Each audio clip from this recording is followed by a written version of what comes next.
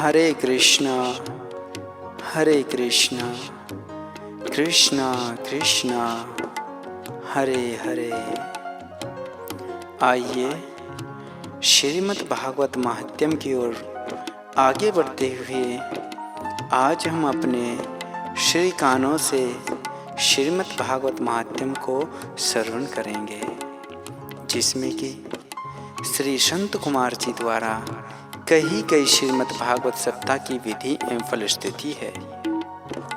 श्री संत कुमार जी बोले, हे नारद, हरिद्वार में गंगा तट पर इस श्रीमद् भगवत यज्ञ को करना उचित है। वहाँ ज्ञान यज्ञ के इच्छुक अनेकों ऋषि मुनि रहते हैं। उस स्थान पर इस ज्ञान यज्ञ को करने से भक्ति का सब दुख दूर हो जाएगा और ज्ञान वैराग्य जाग उठेंगे। नारद जी ने कहा, हे भगवान, आपके बिना यह यज्ञ पूर्ण नहीं होगा, अतः आप मेरी विनय को स्वीकार कीजिए और आप भी वहाँ पधारने की कृपया करें। तब नारद जी का कहना मानकर चारों भाई उनके साथ हरिद्वार चल दिए और वहाँ जाकर उन्होंने ऋषि मुनियों से कहा, हम लोग यहाँ पर श्रीमद् भागवत रूपी यज्ञ आरंभ करेंगे, अतः इस कथा अमृत का पान जिनको करना हो वे सब इकट्ठे होकर इसका श्रवण करें। यह खबर मिलते ही भृंगु, वशिष्ठ, च्यवन, मेधातिथि, मार्कंडे, वेदव्यास और पराशर आदि जितने भी ऋषि मुनि थे वे सब वहाँ उपस्थित हुए। उनके अतिरिक्त समस्त वेद एवं गंगा आदि नदियां भी मनुष्य रूप धारण कर वहां आ गई। 14 भुवनों के गंधर्व, किन्नर, यज्ञ, नाग और अन्य प्राणी भी वहां आकर उस यज्ञ में भाग लेने लगे। उस समय वैष्णव, विरक्त एवं महापुरुषों ने शंख ध्वनि के साथ गंभीर जय ध्वनि की और देवतागण भी अपने अपने विमानों पर बैठकर श्रीमद् भागवत की कथा श्रवण करने को वहां आए। उस समय संत कुमार जी ने नारद जी से कहा, हे नारद, हम तुम्हें वो कथा सुनाते हैं जो श्री सुखदेव जी ने राजा परीक्षित को सुनाई थी। वो श्रीमद् भागवत महापुराण की कथा 18,000 श्लोक में है। उनके पढ़ने या सुनने से भक्ति तथा मुक्ति मिलती है। अन्य पुराणों के सुनने से तथा हजारों अश्वमेघ व वाजपेयी यज्ञ करने से जो फल प्राप्त नहीं होता, उस श्रीमद् भागवत की कथा सुनने से सहज ही मिल जाता है। काशी, प्रयाग या कुरुक्षेत्र और पुष्कर आदि तीर्थों का स्नान भी इस कथा के श्रवण फल के समान फलदायक नहीं है। जो मनुष्य प्रतिदिन श्रीमद् भागवत का एक अथवा आधा श्लोक भी पढ़ता है वो मुक्ति को प्राप्त होता है।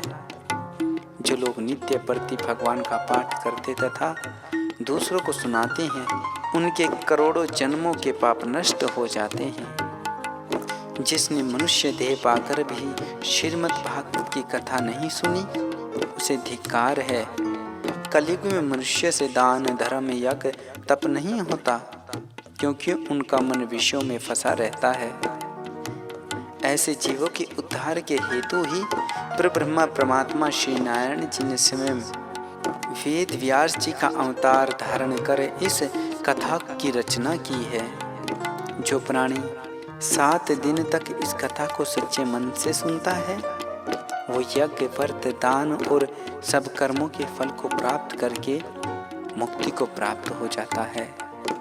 इस श्रीमद् भागवत के 11वें स्कंध में कहे हुए ज्ञान को भगवान श्री कृष्ण चंद्र जी के मुखा अरविंद से सुनने के पश्चात उद्धव ने जब ये जाना कि अब कलयुग आने वाला है, तब उसने श्री कृष्ण चंद्र जी से प्रार्थना की कि हे देवेश, आप तो बैकुंठ धाम को जा रहे हैं, अब संसारिक जीवों का उद्धार कैसे होगा?